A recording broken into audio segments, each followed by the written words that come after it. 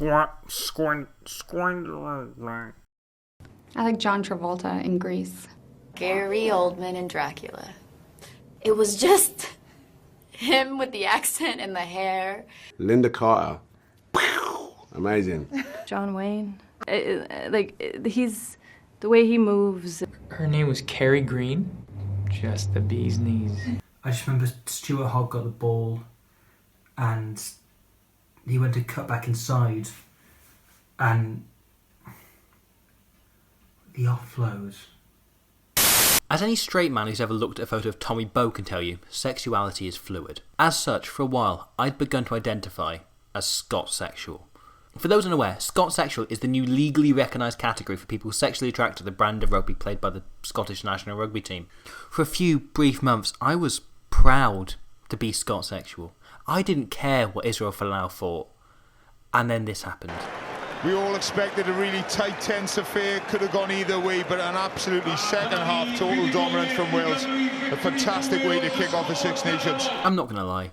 When I sat down to make a video on Scotland's attack, I really hoped to be more positive than the Ospreys one. But it turns out, a bit like a Scottish fan who thought they were finally beyond facing the battle for the wooden spoon, I'm going to be doing the same old shit again. So, let's start at the beginning. How did Scotland's attack get so sexy in the first place? When I was growing up, Scotland used to attack like this. Their best backline move was called hoof it, and when they scored tries, you mostly assumed it was by accident. These days, Scotland attack like this. I mean, look at this. Their backs play with such imagination, I struggle to believe they aren't fictional themselves. It's like the most stunning diet plan before-after you'll ever see. I mean, what an upgrade. It's like Anne Widdecombe's husband coming home to find his wife is now hugely attractive and voted Remain. Even before he was the national team's coach, this Neville Longbottoming of Scottish rugby was down to Gregor Townsend. When he took over Glasgow, they were a turgid, upper mid-table side for a promising crop of players, all preparing to embark on an underwhelming international career of losing 16-9 to Wales once a year.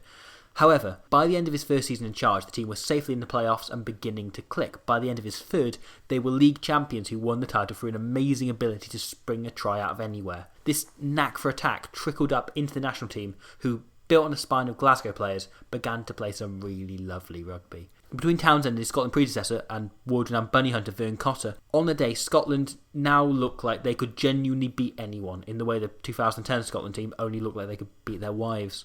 But now, because they're stuck doing analysis packages that last less than 2 minutes, most pundits want to put this transformation down to one factor, be it X, Y or Hogg, when in actuality, the reason it works is because they have far more letters to fall back on. What Scotland look to do is shift the point of focus constantly to change the way they attack so quickly that you don't notice it's happening.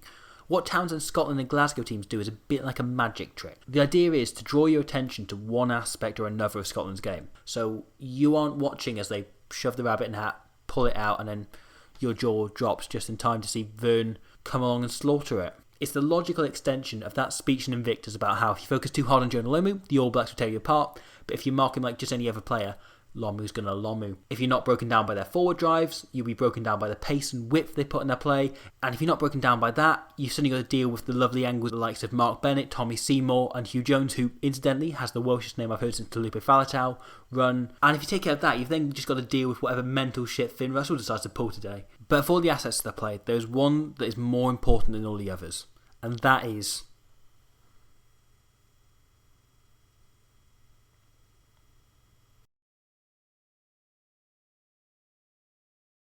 patience. Look at the game against New Zealand in the autumn. Scotland recycled through 125 phases to the All Blacks 55. When Scotland attack, they don't stop. They keep going and going and going. They never seem to stop going. It's like having 15 of my dad. Now, the most remarkable part of this, of course, is their ball retention. Despite being against the best breakdown team in the world, Scotland only lost 4 of their own rucks, which is the same number that New Zealand lost in less than half the phases. This is down to the work rate of their Type 5, in particular Johnny Gray, who performs more clear-outs than the host on Hoarders. Because they have no fear of losing the ball, they feel free to vary the attack, the exact opposite of what I said about the Ospreys last week. But let's say you survive this. Let's say you manage to get through their relentless attack unscathed.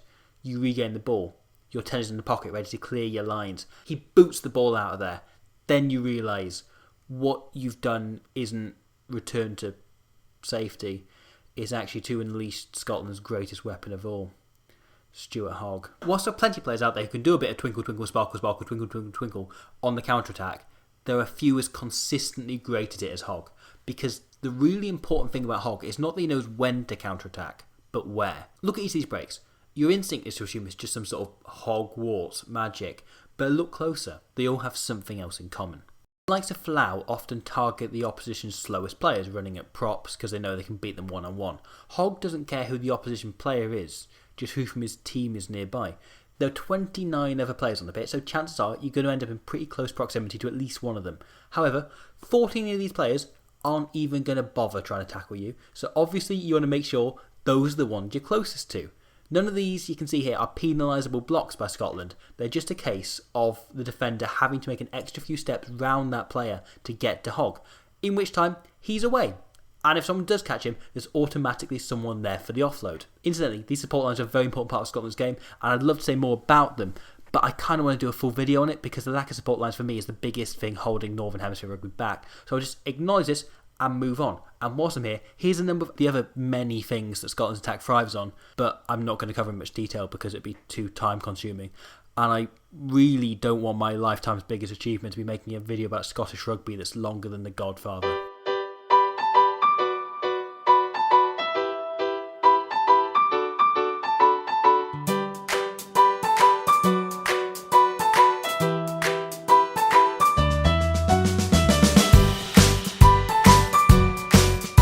Now, I don't want Stuart to hog the video, but I do want to talk about him in open play because I believe Hogg is probably the best player to have ever played professional rugby for Scotland, and that's only a controversial statement until you realise who the other contenders are. So most opposition defenders know how good Hogg is. However, the key is Hogg knows they know this.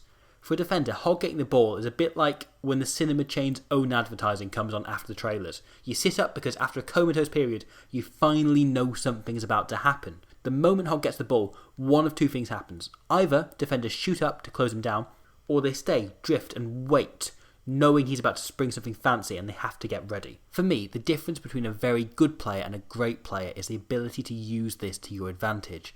So over the last 2 years, Hogg has become as good at this as anybody.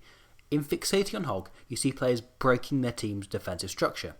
And a bit like Brian O'Driscoll or Shane Williams or Dan Carter before him, Hogg is the king of exploiting this. When they step out of line, it may open up space around them, it may present an opportunity for a little kick, it may make it easy to step and beat them. It's not a complex bit of tactics or frankly analysis, but having a player of Hogg's calibre on the pitch helps in more ways than simply just having a world-class player on the pitch. I've talked about Scotland's ability to retain their own ball, but another key part of their game is the fact their back row wins more turnovers than the only contestant in Baker's giveaway. Scotland thrive off the broken field and disaligned defence a turnover provides. As such, their defence becomes a crucial part of their attack. Their defence is not just about surviving phase after phase until Sloop John B or the Mish can squeeze in and steal a ball.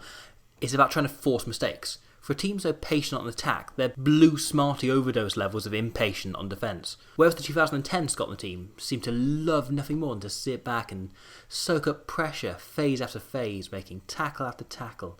Modern Scotland only defend so they can get the ball back. If we discount the summer rout against Italy, Scotland has scored 15 tries under Townsend, 5 directly from pressure applied in defence. A third of the tries scored by a team who pride themselves on attack came from their defence. So, what happened on Saturday? To keep it simple, the team ran out of patience. Which is ironic considering they're certainly not short of patience in the front row right now. Scotland attacked like their normal selves for the first 10 minutes and very almost put a couple of tries on the board. However, after Wales's 2 tries in the opening quarter, they started to force the game. Wales scored 2 tries and yet only attacked once. Suddenly, every time Scotland were blessed enough to see the ball, they had to break Wales down. They felt they had to score a try. Their frustration starts to show as they stop varying their attack and just going for broke every time. Suddenly it's the creativity itself that's fictional. By which I mean it doesn't exist. That was a callback instead of a cohesive point. This got to Ali Price's head first though. His play became increasingly erratic after giving away the intercept try to his opposite number early on. On his day he's a brilliantly talented scrum half. He's also very capable of being shaken and just playing like a boss in a Mario game, just randomly throwing projectiles at anything around him. But that's the risk you take playing him. I guess you could say that at the end of the day, that's Ali Price. The problem was compounded by Wales adapting their usual defensive structure. Wales normally play a heavy blitz defence led by Jonathan Davis as the beacon in the 13 channel, who shoots up hard to put pressure on the outside channels. But this week they adopted more of a drift defence, while still using Scott Williams as a beacon. This, funnily enough, is roughly the Scarlets' defensive plan, so full credit to Rob Howley for revolutionising the game here. Any prep work Scotland did on breaking down the Welsh defence suddenly became obsolete. This probably will have dawned on Scotland about maybe 15 minutes in, which coincidentally was about the moment this happened. Wales also retained their ball extremely well, meaning Scotland couldn't play off turnover. As far as Hogg goes, Wales' kick chase was exceptional. It doesn't matter where the 14 players that aren't going to try to tackle you are when all 50 of those that will are up in your face. However, I will say this. Yes, Scotland were shit on Saturday, but Scotland are not shit again. It was a blip. It was very similar to the game at Twickenham last year. Scotland's problems were psychological. They couldn't overcome going 2 scores behind to a team they view as equals. Going 2 scores down to the All Blacks is very different. They're the best team in the world and your backs are always going to be against the wall. But Wales? Really? From the 15th minute onwards, it could well have been their day. But Scotland had already decided that it wasn't. All it would take is an early score against France and the whole team could turn back into that glorious Glasgow outfit that pulled tries out of hats and caused my tummy to feel funny fingers inside. All it would take is, Stuart Hogg getting the ball out wide. Maybe he steps back inside the offload.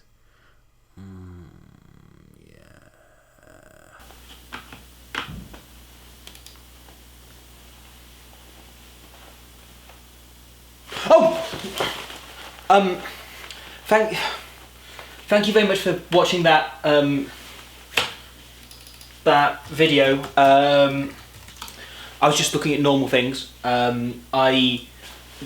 If you want to like or subscribe or I don't want to do this. I'm normally too self-aware to do this. But if you want to, I was just looking at normal things. Just looking at maybe until next